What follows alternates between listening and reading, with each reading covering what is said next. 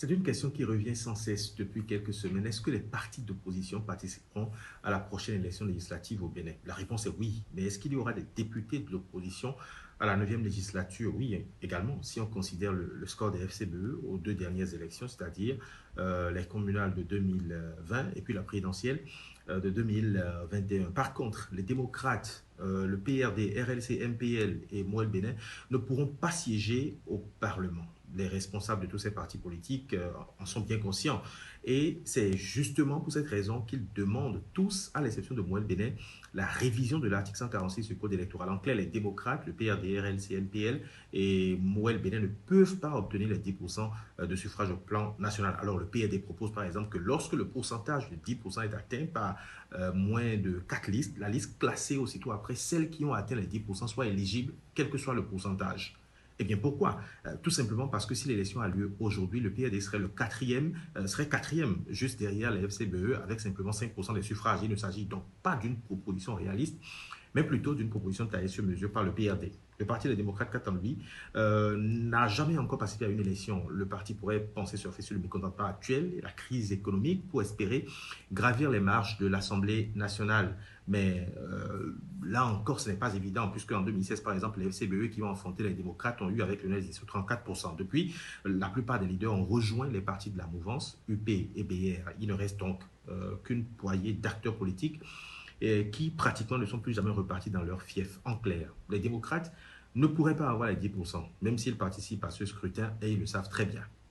Ironie à Gossa maintenant et RLC, même le MPL, c'est pareil. En fait, ce sont juste de petits clubs qui amusent la galerie. Ironie à Gossa, par exemple, dit pour nous, il est impératif que l'opposition soit présente au Parlement, au prochain Parlement, d'autant plus que le Parlement, c'est ce qu'il dit, sera un Parlement de transition.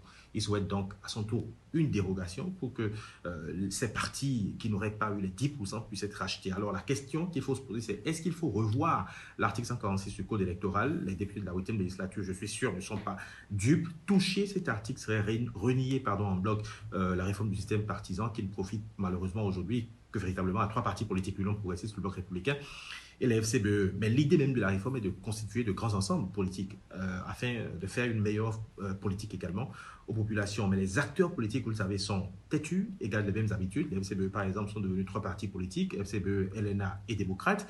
Aujourd'hui, à moins que LNA et les démocrates n'inventent de nouveaux électeurs, ces deux partis ne pourront jamais réunir les 10% parce que tout simplement, l'électorat de Boni Yayi depuis 2016 a été affaibli quand il a positionné Lionel Zinsou contre tout le monde. Alors, que faire aujourd'hui? Abraham Zizinoukoui, par exemple, de l'Union progressiste, dit qu'il faut changer les rapports de force. C'est la seule condition pour ces partis de siéger au Parlement. Changer les rapports de force et les lois changeront. Par contre, au niveau du bloc républicain, à travers Arif Haribako, lui, il pense par exemple qu'il y a eu des allègements déjà en 2020 qui ont été faits et qu'il est possible de faire encore de nouveaux allègements. Donc, il y a un facteur qu'il ne faut quand même pas perdre de vue, c'est le temps.